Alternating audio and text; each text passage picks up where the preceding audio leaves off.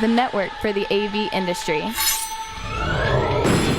What are you listening to? This is AV. This is AVNation. This is AVNation.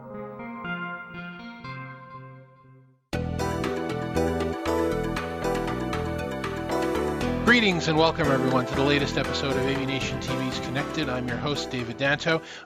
This is one of a series of programs that I'm doing on the internet across many platforms now that we're in the middle of the COVID-19 pandemic to try and give people some advice. And I'm joined by one of my friends and industry analyst, Brent Kelly. I'll let him introduce himself in a minute. The premise for this webcast and this conversation comes from a reporter that reached out to me in the second week of the pandemic saying, can you please give me some information as to what I should use? What video collaboration platform should I use? And my answer to her was, it's complicated. It's not the easiest thing to do because depending upon what you need, there are a lot of examples. So Brent and I were talking over the last couple of weeks, and rather than give you advice saying this is our favorite and this is our second and this is our third favorite, we wanted to give you a quick presentation about what criteria you should use to help yourself make that decision and how you should approach it and what's the right thing to do. So the one thing I'll preface before we start this is that neither Brent nor I have any vested interest in any of these companies. We're going to give you some examples of companies that we use or platforms that we use. We're not going to give you any examples of ones that we don't like or haven't used. Just because we haven't included it in this list doesn't mean it's bad. We're just coming up with some examples here. So we're not endorsing any product, but we're just trying to give you a methodology around how to figure out how to approach picking a partner and using a platform. So with that, Brent, let me let you introduce yourself, tell everybody who you are and what you do. All right, great. Thank you, David. My name is Brent Kelly. I am the president and principal analyst at Kelcor Incorporated. Kelcor is a boutique analyst firm focusing on the unified communications and collaboration market. David and I have known each other for a very long time as he's worked in the industry. I've worked as an analyst and we've crossed paths a number of times. And as David said, we were chatting about this topic of how would a beginner choose, a video conferencing solution. And so as we prepared for this webinar, we kind of did this in terms of, well, what are some different cases? And so with that introduction, I'll just turn it back over to David to kind of guide the discussion. Yeah, no, so that's really the way we want to approach this. If somebody says, what is your favorite platform? I got to tell you, having done this for, close to 30, 40 years at this point, or more than 40 years at this point now, I don't have a favorite platform. I have a favorite platform for certain tasks.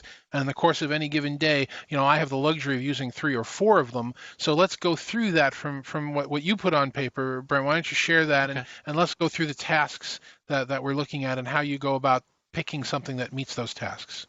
All right, that sounds great. And so as David said, I'm like him. I use the appropriate tool for the situation that I'm in. And so we're going to try to give you a little bit of guidance. And the first thing, just video conferencing, it can be complicated, as David mentioned. So we're going to try to simplify it a little bit. And here's a few use cases that might be helpful. Okay. So, David, do you want to go ahead and kind of do the use case, or do you want me to do that? How should we? No, go ahead, go right through it. I'll just throw darts at whatever you're saying whenever it's appropriate. Okay, yeah, that sounds really great, and we'll make this interactive and with some dialogue between us because we've both got some rich experience in this. So, one of the first use cases that David and I thought about was, well, I just want to connect to my friends and family. What can I use to do that? And so, again, just from my own personal experience, I just asked the question, do they all have an Apple device? Do they have an iPhone, an iPad, or a Mac? Well, if that's the case, then using FaceTime just for family and friends is a slam dunk. It's easy. It's built into the operating systems of all these platforms.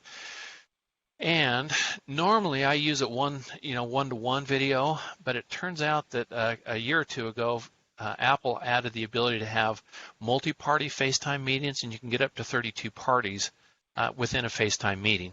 Okay, so let's ask the same question. I want to just do things with friends and family, but I have people that have Android devices, or I have a mixture of devices. Macs, PCs, Android devices, iOS devices, and so forth.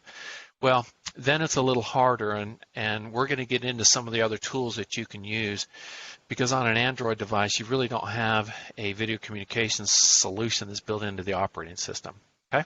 I would also add in this category that if you're not doing any of this for business, if this is just to stay in touch with family, there are some consumer options out there. A lot of the smart speakers with video that are on the market have the ability for you to stay in touch. Some of the social media platforms have that ability. Again, if this is not for business, you're just trying to reach out to family, you got a bunch of options like that. None of them are wrong, especially now, as you're going to get into, some of these things are free or freemium. So there are lots of options out there. Yeah, and we don't mention per se the ones that are typically on social media. David and I typically work in a business environment, but we do have friends and family that we use some of these things for too. All right, should we go to the next use case? So Absolutely. I just want to do video with people who may have Macs and PCs, okay? So one of the easiest tools that I talk to people about, and this is one that David hadn't heard of before, but this is using a technology called WebRTC, and there's several out there, but the one that I use personally is called Whereby. This is from one of the telcos out of the Nordics, Telenor, and it's free, and I particularly use this with people who have limited computer skills. So for example, my mother-in-law is 84 years old. She has a Mac and she says, Brent, I need you to help me do something. Well, I need to see her screen. So we use this. We do video conferencing and screen sharing with this particular tool. Okay. And for this, all you need is a mic, a camera, and any of the 4 major browsers, and they'll work with that just fine. Okay. And to start a Whereby meeting, it's really simple. You just point your browser to whereby.com. You put in some unique meeting name. You want to make that unique and kind of distinguished enough, because if somebody uses the same name as you, then they'll join your meeting. But just use some unique characters. I've only had one time where I got stepped on in a meeting. And then all you do is you give the other person that same URL, and your browser will say, is it okay if I use your screen and camera? And you say yes. And that's it. Just connect in, and it's one of the easiest tools. There's no downloads, there's no clients, there's nothing to do other than just use these 4 common web browsers. And the emulation of the promise of WebRTC for years is finally showing itself in one or more apps. Absolutely. And like I say, there's a number of sites that use WebRTC. This is just the one I happen to use. So it's not an endorsement, it's just saying, what do I do? And as one who uses this a lot, that's what I do. Okay. So one of the next questions is, well, what if I need to connect with people that are all in my company? And so the comment that David and I talked about is, well, if your company already has some kind of a corporate standard for collaboration and video communications, really you should use that, because if you don't, you may be stepping on IT, you may be stepping on security policies, you may be stepping on governmental regulations if you're not using the corporate standard. And there's a reason why they've put in a corporate standard. It's not to inhibit you, it's just because there are some of these other reasons that you need to consider. And that's actually something that's really a really important point, and we do want to stress that, is that, if you work for a large organization with an IT support group or an InfoSec group, don't go out experimenting with these browsers for work or with these clients for work. Just don't, because not only could you be using something wrong and getting personally in trouble, you could be getting your company in trouble with regulations and compliance. So if there is a governing body that in the organization that you're working for, stop your research, stop watching this webcast, and go give them an email or a call and ask them what they should be using. But now if you're a sole business or a small business, medium business, sole proprietor, and you're looking to find something that would be functional for yourself, now we can continue with what some of the possible advice would be. Yeah, okay. All right. And it may be too that if your company has a corporate standard and they haven't rolled that out to you, then talk to your IT department and ask for it. Or you might say, well, I saw in this webinar that there's other options, and as you see on this screen, some of these are freemium kinds of options. So I list here 4 different solutions: Microsoft Teams, WebEx Meetings, Zoom, and LifeSize. These are all tools that have freemium kinds of versions, and I'll show you some of the limitations on the freemium. There's a couple of others that I use on a regular basis as well. And these don't have freemium versions per se, but they do have some limited time trials. And all of these are from reputable companies. They're used widely in the video conferencing industry.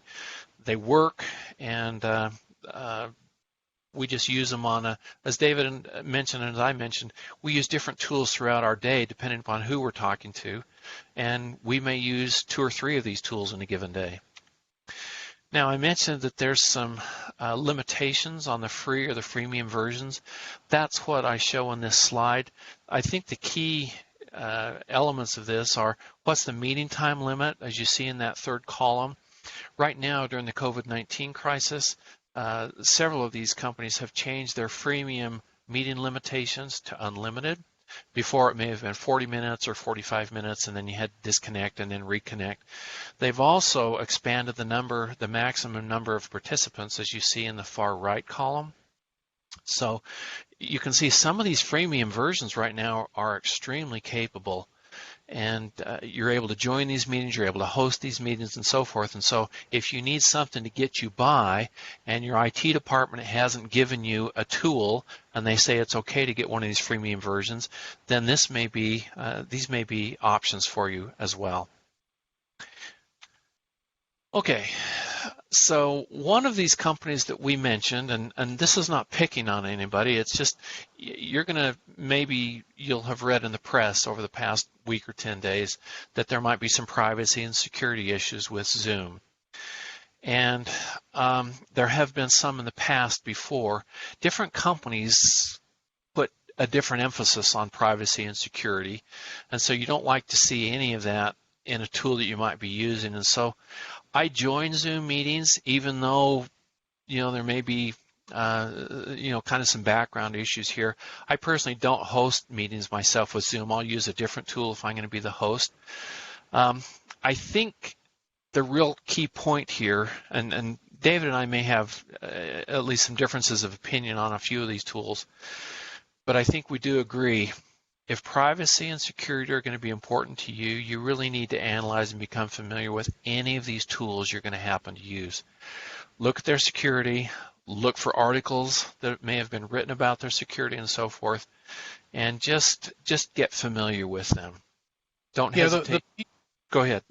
The piece of this that I would want to emphasize while you're talking about it is there has been quite a bit of embarrassing and shameful FUD out in the industry over the last week or so. FUD is an acronym that we use in technology for fear, uncertainty, and doubt. A lot of people have been throwing rocks at Zoom. And when an organization moves from what they said was 10 million active users in February to 200 million active users in March, all of them joining a platform free that was designed for enterprise, not really for personal use, there are some issues that are not as simple as there are security issues. Part of it is there's educational issues. People don't understand that they can't just put their meeting out somewhere in public and not have people join. They don't you don't blame the car manufacturer if your car gets stolen because you never figured out how to lock the doors. That's on you. So you can't just jump into these things and think they're security issues. I know the CEO of Zoom has said, look, we're going to focus a lot more on security, and I trust them. So the only comment I would say is if security and privacy is important to you, as Brent said, learn the right way to use the tools. They all have advice, free webinars, free videos that you can look at to see how to protect your meetings. But I wouldn't take the current spate of articles and rocks being thrown at Zoom as a reason not to use them right now. I would do my own research and figure out what it is that's the right thing for you to use going forward. And I appreciate every one of the players that have jumped into this crisis right now to make their services available way beyond what they were expecting, including the good people at Zoom. So again, yes, you have to do the research on your own. Indeed. And like I say, I use it.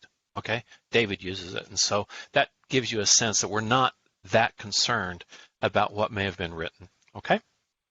All right, let's move on. Another use case is, well, I need to do screen sharing while I also do video. So it's good to see, heads and faces and so forth, but what if you want to see content?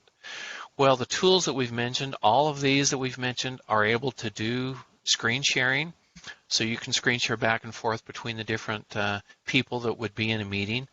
Also, you can even share from a PC or Mac to a smartphone or a tablet if somebody happens to be using, say, an iPhone or an iPad or something like that.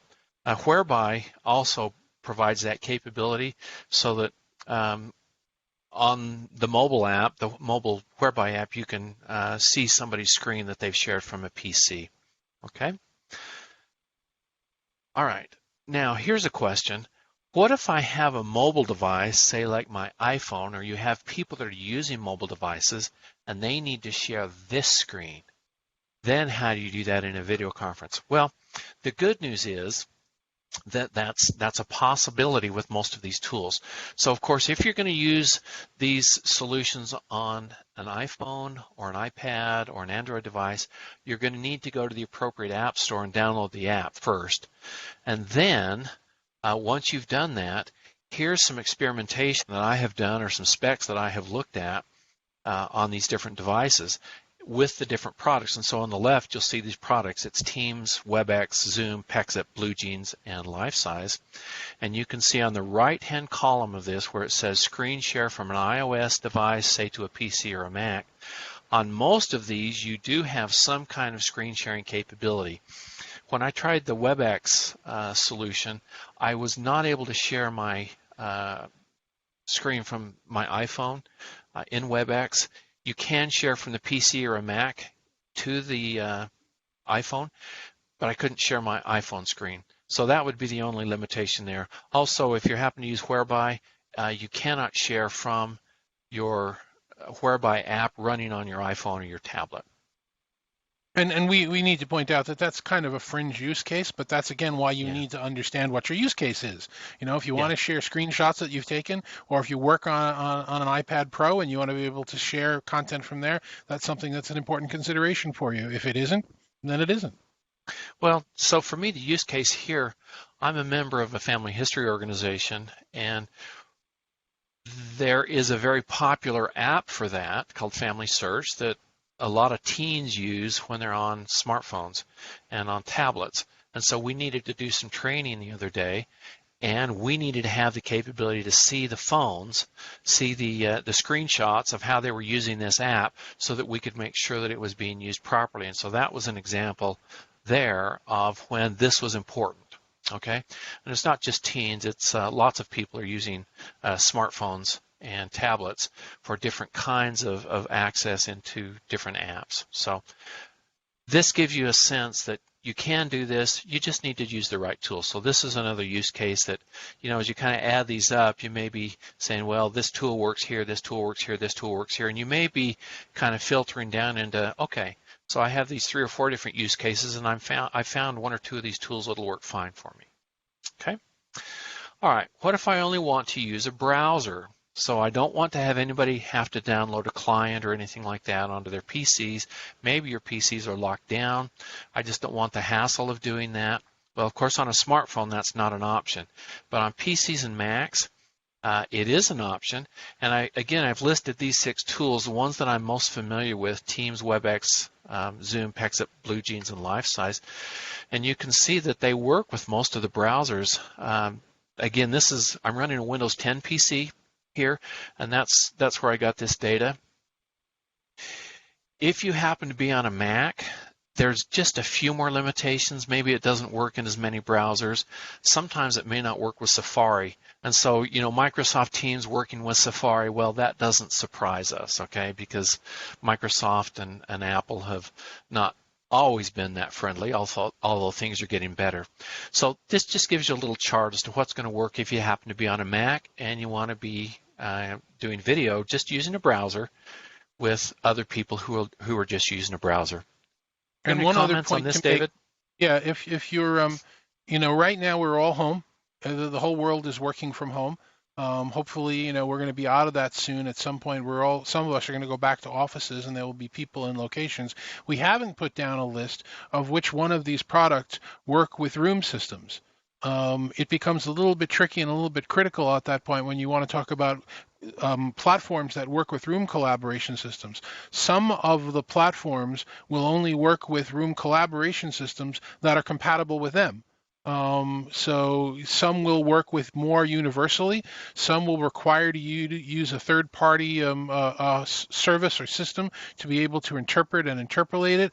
If it's a consideration that for the next, X number of weeks, months that we're stuck at home, you want to use a tool, but you're going to want to make sure that it works with the 40, 50, 60 other video conferencing systems you have within your organization, that's a question you have to answer as well and look into. And it's surprising. The concept of interoperability in our industry is older than Brent and I combined. We've been talking about interoperability for forever, and every time we get close to it, someone drops a bomb on it in the industry, and there are new parameters that come in and make it work. So it's one of the, when we said before, it's complicated. It's complicated, but if that's a concern, it's something you need to be aware of, because it will not be as easy to start the meeting in your conference room, or at least it won't be the same to start the meeting in your conference room as it will be to start the meeting from a PC or an appliance that you have at home. Something that you need to be aware of as well. Right. Thank you, David. That's a great point. And oftentimes these little, I'm going to call it a gateway for lack of a better term, sort of a gateway between the product you're using and your room video conferencing systems. Often there's going to be a charge of some kind for that. Not always, but often. Okay? All right. Maybe just a comment then, if you're going to be using a browser or others are going to be using a browser. From those charts that I showed you a minute ago, one of the things that you can see in there is that Google Chrome seems to work with most of these tools. And so if people are going to be using a browser primarily to do video conferencing and they don't want to download the client, so to speak, Chrome will get you through on all of those. And if you want to try some of the others, feel free, but just the gold standard here is going to be Chrome. Okay? All right, here's another use case. Well, what if I want to broadcast a video meeting to a lot of people? Meaning that maybe I have 3 or 4 people who are presenters, and then I might have 50 or 100. Or I was in a meeting just the other day where we had 640 people attend. It was a training meeting, and it was again for this family history organization. But we didn't want to have a big meeting with everybody being able to participate on that. Well, if you do a broadcast or basically a webinar, and let me distinguish between a video meeting and a webinar. Typically in a video meeting, everybody is sort of at the same status in the meeting. Typically everybody can speak, you can see everybody's video. Depending upon the tool, anybody can share. In a webinar, you're only going to have 1, 2, 3, maybe 4 people who will be participating, speaking, and so forth, and sharing content, and everybody else will only be listening. And so that's the difference between a meeting and a webinar. Anything you'd like to add to clarify that situation, David? Yeah, I would point out that a lot of the services that offer freemium capabilities offer these capabilities on meetings, meaning that everybody's an equal participant, everybody can share, everybody uses their video.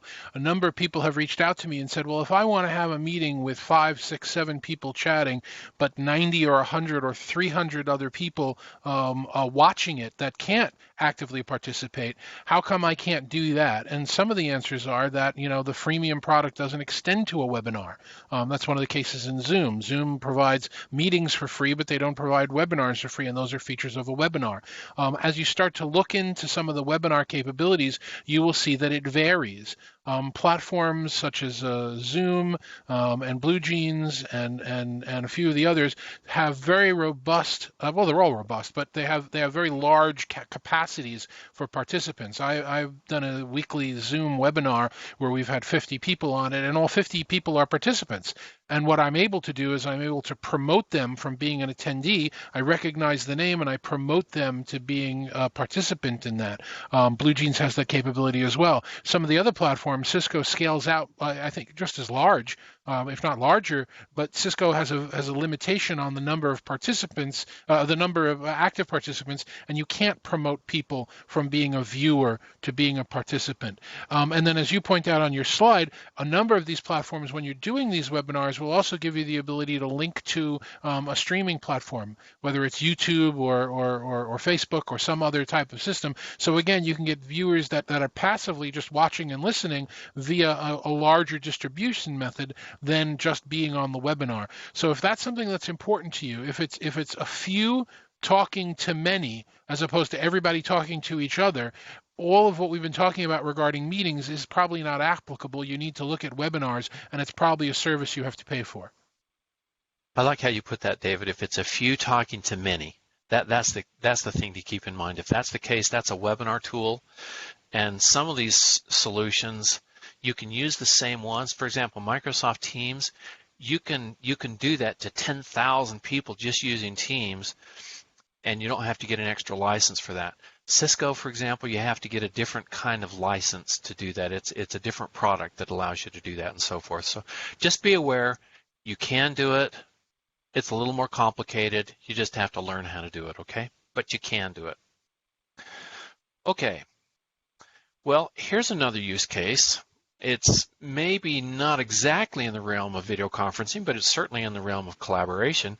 What do I do if I want to collaborate, maybe even co-author a document with somebody else? And so David and I were looking at this as we were preparing for our remarks today. In this screen, up on the upper left, you can see David's screen. And one of the interesting things you see there is you can see my name, Brent Kelly, in the middle of his document. And what that shows is that although David's editing, and you can see his cursor, his is the green one there, mine off to the right of that upper image says Brent Kelly. And so I'm actually physically editing the same document at the same time that David is. My screen that I see on the bottom right, I have a purple kind of cursor, but you can see David is actually editing, and that's the view that I see. And so you can actually co-edit, co-annotate these kinds of things, and we happen to be using the Google platform for this one. Any comments on that, David? Yeah, I think that one of the important points is, this goes back to what we said right at the beginning of the webinar. You need to understand what it is that you want to accomplish. If you're trying to have face-to-face meetings with people and share a slide, then most of the platforms we've been talking about today accomplish that very well, plus or minus the individual features. A lot of organizations say, well, you know what? It's more than just about the video. I want to be able to have conversations with people. I want to be able to share, team chats and team documents that are persistent. I want to be able to co-author documents, and I want that all in a single suite. Well, I would say, and again, this is all personally my opinion, Google's video platform is titled Google Hangouts Meet. I got to get that right. Sorry. It's a mouthful. It's a perfectly good platform. It isn't my favorite because it's not compatible with many other things. But if you're looking to do document collaboration and chat and video, the G Suite product is it's all in one. Take care of it. Same for Microsoft Teams. Microsoft moved from Skype for Business to Teams and created a very solid video platform, but in many ways it doesn't have the same features as some of the other platforms. Maybe you don't need some of those other features, but if I'm looking for a suite that lets me co-edit a document and launch a video and do an instant message, I can get all of that in Teams, and I shouldn't be looking for another platform. So again, it comes down to, what are you looking for? Are you looking to just share faces and share screens, or are you looking for that larger, robust collaboration suite? Right, as David mentioned, you can do the same thing with the Microsoft tools. And what I'm showing on this particular slide, this is two people co-editing a Microsoft Word document. And so you can do this, and again, it's just, what do you want to do? How hard is it going to be to do this? This actually isn't hard. You just have to learn how to do it, okay? But it's capable. You can do that. These tools are capable. And in this one, this is actually powered by a function called SharePoint Server, and you can get that up in the cloud, or you can get it on-prem, and it should work on both. Yeah, and we have it in my organization. We have it built into our Teams. Teams is essentially the front end for that. So don't be scared by the Microsoft terminology that just seems to change a lot. While we're recording this, the news is that Office 365 is now changing to Microsoft 365. And are you still using SharePoint, or are you using Teams as a front end to SharePoint, or using OneDrive, or don't get confused by a lot of the terminology here. Though the point that we're making in this presentation is that if you're looking for a video conferencing platform, here are some good choices in how you pick them. If you're looking for a team collaboration platform that includes all of these other features, Microsoft, Google, a few of the others are offering that to you, and you should be looking for those other features, not just a good way to share video. Right. Okay, let's go on to our next use case then. What if I want to see a lot of people at the same time? And you might say, well, gee, why would I want to see more than 4 or 5 or 6? Well, what if you're a manager and you want to see if your team is all there, if they're paying attention? You can tell a lot of things about somebody just by looking at their body language. And so these tools, the different tools are going to have different capabilities. This, for example, is what it looks like in Zoom. I don't know what actually the capacity is to see the number of people in all these different tools. I just know that they have different capacities. This is Zoom. You can see a bunch of people there with Zoom. This is a tool called GoToMeeting. Again, you can see a lot of different people, and GoToMeeting is a tool that we really didn't talk about here. It used to be used a lot. It is not used as much as it has been, but it's still a very good tool. And again, you can see lots of different people.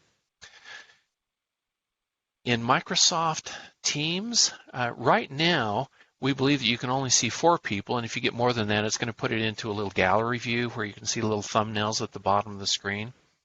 And with Cisco WebEx, again, you can see lots of people. This is a screen that's got 25 people. If you have more people than that, then there's just a little scroll that you can see the second screen of 25 and so forth. And you can have different screens of 25 with Cisco WebEx and just see all the people in your meeting. And this goes back to what we were talking about understanding what you need. And this has been going on in the video conferencing industry and collaboration for years. If you see somebody with a relatively large size, you can really see their facial expressions, their eye movement. You get much better body language across than if you see them in a little postage stamp. The technical term for that has always been continuous presence.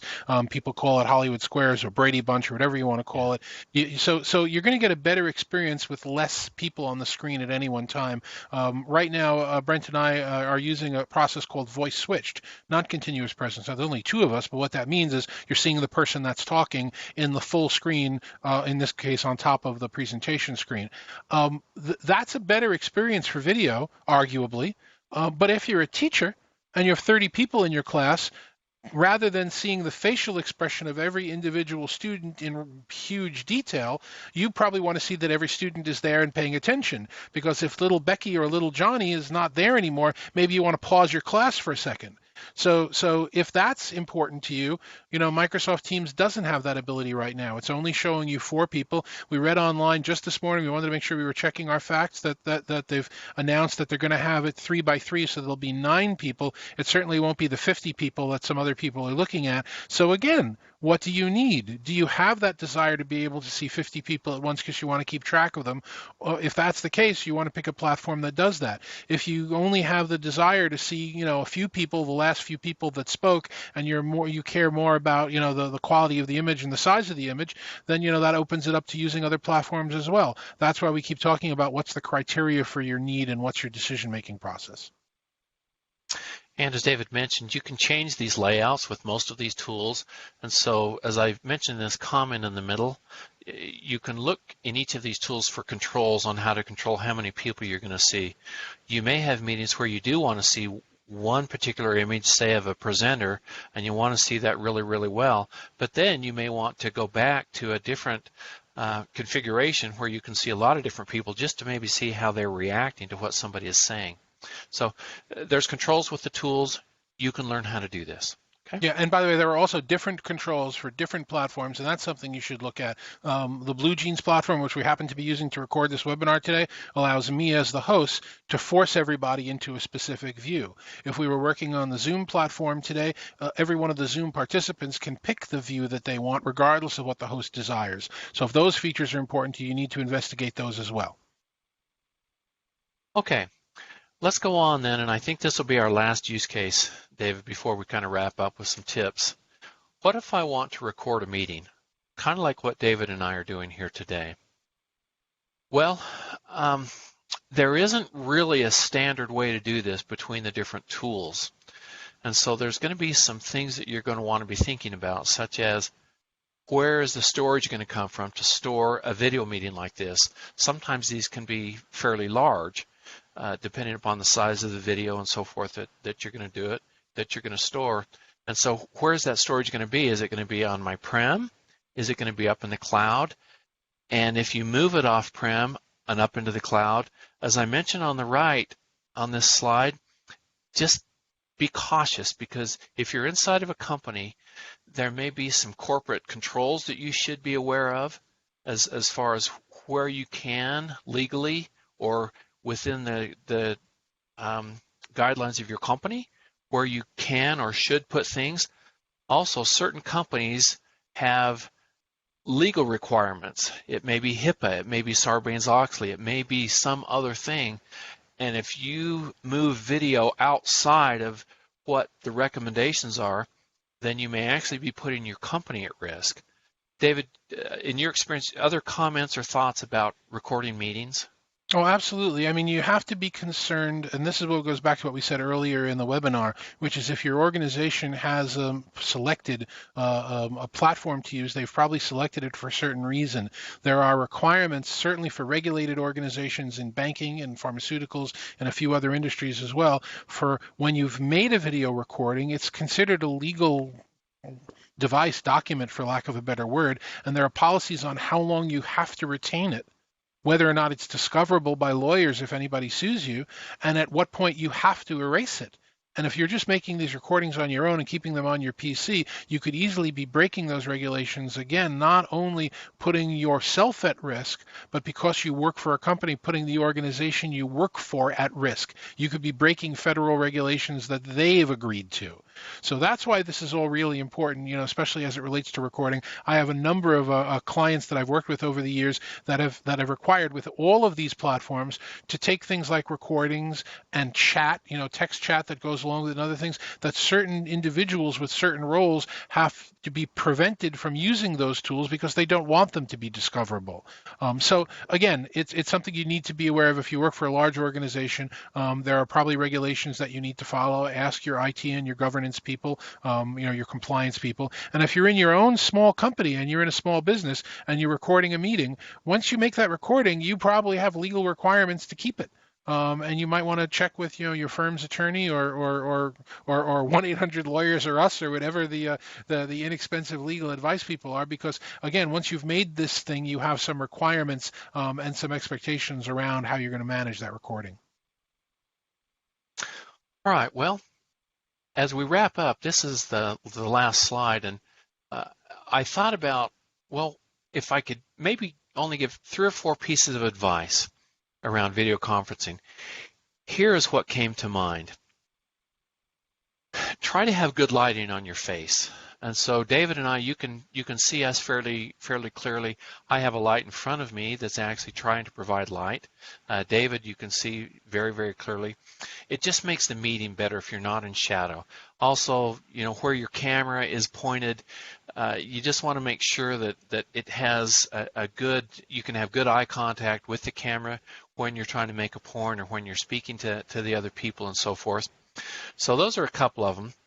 Also, before you use these tools, just use it with somebody that's friendly. So if you choose one of these tools that we've talked about today or some other that we haven't talked about, just practice with it a little bit to make sure that you know how to use it, to make sure you know how to join the video, you know how to join the audio, you can screen share and so forth. And then know how to do that before you get other people involved, because they may be asking you, well, you said to use this tool, and how do I do this and this and this and this? And if you don't know that, well, it's not going to be a very good meeting. But if you do know it, you can have some great meetings.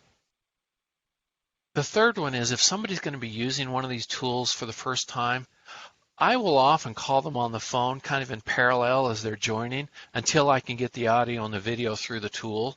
And I just do that to make sure that they can join correctly, and it's just a friendly way to help people get on board, get familiar with using a tool, and it's just a way that eases some of the adoption. I won't say pains, because these tools are all pretty easy to use, but it just eases the effort that's required to get up and going. And then once we're connected using the audio and video through one of these tools, I'll just hang up the phone and we'll just use those tools from then on. Yeah, just be very careful when you're actually doing parallel live calls. You start to get into the concept of feedback, which is, microphones and speakers built into a conference call generally have what's called echo cancellation. So you don't hear yourself coming back in an echo. They're very good in dealing with that. Once you add a secondary device that's also getting the same audio and video, you'll start to hear that feedback, that screeching sound. So you have to kind of be careful that you've got some of them muted while you're using the others. It's good advice to try and have that parallel connection, but do be aware that it might also complicate it in that way. Right, and we mentioned at the bottom, if you start hearing that, if you hear echo or something, use a headset. That will help. But if you have the two channels going, if you have the phone and you have the audio and the video, you may still get some of that. And so just mute the mics, and that will make that go away. And then once you're connected, just discontinue the phone channel. Okay. One of the other things is video can be taxing, and so I typically recommend make your meetings, no longer than 30 to 60 minutes. I've been in some that have been hours long. They've been half-day kind of meetings. Those really get tedious. And so just 30 to 60 minutes is just a rule of thumb. You can go longer if you want, but just make sure people can get up. They can, go to the restroom. They can get drinks. They can eat. They can do whatever they need to do and then come back and meet again. We kind of mentioned this a little bit, but I would encourage you to avoid sending your meeting information, say the URLs and meeting passwords and things like that. Don't send those through social media. Don't send those through channels that people outside of your meeting are going to have access to. There's a term, and it's called Zoom bombing, and it happens not just with Zoom, but it's with anybody. If they get those meeting credentials, we have seen recently in the news, given that so many people are now using these tools, that somebody will publish the meeting information, how to join the meeting online in some place, and then you get all these people coming in, and sometimes they're doing some pretty awful things in those meetings. And so send them through secure email if you can, or just send them through email only to the people that are going to need it, or send them through an SMS, a text message on the phone, some kind of a secure way. David, did you have any other comments on this particular item? Yeah, I want to draw that one back to what we were talking about earlier, which it's not enough to pick one of these platforms, set up a meeting, join it, and be smiling ear to ear that you got it to work. It's important, if you're going to be having these meetings on a regular basis and hosting these meetings, that you become familiar with how the tools in the meeting controls work. If you have a public meeting, if I've sent out a meeting on a social media channel and all 5 of the people that I wanted to join have joined it, in most platforms I can now lock that meeting, which means that nobody can accidentally join it, even if they've got the published information, but I need to know how to use the lock. I need to have taught myself. Also, meetings, as we've heard about a lot this week, now have the ability to use waiting rooms, and I think one of the things that Zoom talked about is they're now changing the way they do it, that they're making waiting rooms. It was always something you could choose to do or not do. Now it's something that the default choice is going to be that it's on, which means if somebody joins the meeting and you don't recognize their name, you don't need to admit them into the meeting. And this is across all platforms. That's why it's critical that once you've picked one of these, or if you're going to pick one of these, it's more than just, hey, look, I see you, I hear you, success, Miller time. Now you need to understand, well, how do I lock it and how do I secure it? And the next point that you're going to make is also just as critical around this. Well, you had a family member that just experienced this. Do you want to address that point? Well, yeah, the idea is that my wife, who is working early intervention with young children in the northeastern part of the U.S., obviously can't be visiting houses right now. So she was asked to use video conferencing to be able to provide parents to help with their, toddlers that have these, learning delays. That's terrific. But the recommendation that she got from a platform she had not used before was, here's your new personal meeting room. Just send everybody this one and join them in the meeting room. And while that might be good, the situation you run into as a therapist, or as an instructor if you're doing yoga classes, or as a classroom teacher, that if you invite everybody to your room and that's the only code that you use, the next group of people invited to your room might join early and join you in your room. So you think of the video meeting room, the virtual rooms that we're talking about, as physical rooms. And if you give the same room number to everybody, people can barge in whenever they want. Most of these applications give you the ability, rather than using your recurring space, your personalized room, to set up a random number that this is my 1 o'clock room, and this is my 2 o'clock room, and this is my 3 o'clock room. Those are the ones that you should use. Or in some cases, like I know in the case of GoToMeeting, you can set up multiple permanent rooms. So this is a client 1's room, and this is client 2's room, and this is client 3's room. You'd want to make sure that you understand the difference between what a recurring meeting is, and a recurring room that's always available, and a unique meeting that's only one-time usage, and why you want to understand which one to use at various points. That also prevents people joining that shouldn't be in the meeting. And if you do happen to join a meeting like that that's been a recurring meeting, or it's on somebody's personal video room, so to speak, you join the meeting and you can see that there's people there that you weren't expecting, and they're talking about a topic that you weren't expecting. Well, just do the courteous thing and disconnect. Give it a few minutes, or send a message to the host and just say, I joined the meeting and it didn't sound like this was the right thing.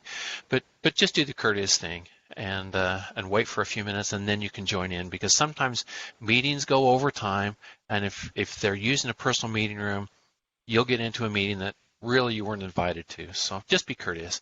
And then we already talked about, if you hear echo, just try to use a headset, even on both sides. I think with that, David, that was the prepared content that I had, and I'll turn it back over to you, and we can either end, or we can do any other discussion you'd like to bring up. Well, I think that these are all very critical points. I want to reinforce just one more time that any platform that we've mentioned on here, Brent and I have both used, and we have had good experiences with all of them. If we haven't mentioned a platform on here, it doesn't mean that they're bad. There are a lot of people in the space right now. The general guidelines that we're providing for you here as to what to look for and what the scenarios are, or what you should be able to follow to use this. Everybody knows that I work in the industry. Everybody knows that Brent works in the industry. If you need to reach out to us because you have a specific question, we're more than happy to take the questions, either on social media, on direct messages, on email. We'll let you know how to reach out to us. I'm not going to give you advice as to which one of my children I love more, because that's just not fair. I'll certainly tell you that the company I work for makes great products and you should buy a lot of them. But when we're talking about things like this with various platforms, there are better tools for better jobs, and we'll certainly be honest with you about that. And even with Brent and I, or anybody else in this industry, these are our opinions based on our experiences. Other people have other opinions based on their experiences. Nothing will beat your experience. So avoiding the FUD, picking the tool that you need for the job, following these guidelines, this will really help you get through this time when you're trying to find a platform, and any time you're trying to find a platform for video conferencing. So Brent, how does somebody reach out to you if they want to get more information, or want to have a chat with you, or want to hire you for a multi-million-dollar consulting project to help them find the answers here? Well, you can reach out to me at Twitter. My Twitter handle is EBKELL, or you can go to kelcor.com. And there's a place where you can contact me and send me a message, or you can reach me on LinkedIn. I'm up there too.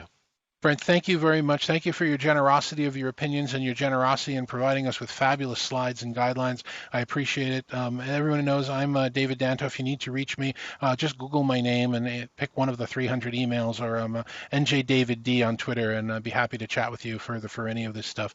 So for AVNation TV, for the IMCCA, and for all the other organizations I work with, thank you very much for joining us for this episode of Connected. Please follow the IMCCA web page with our pandemic support page.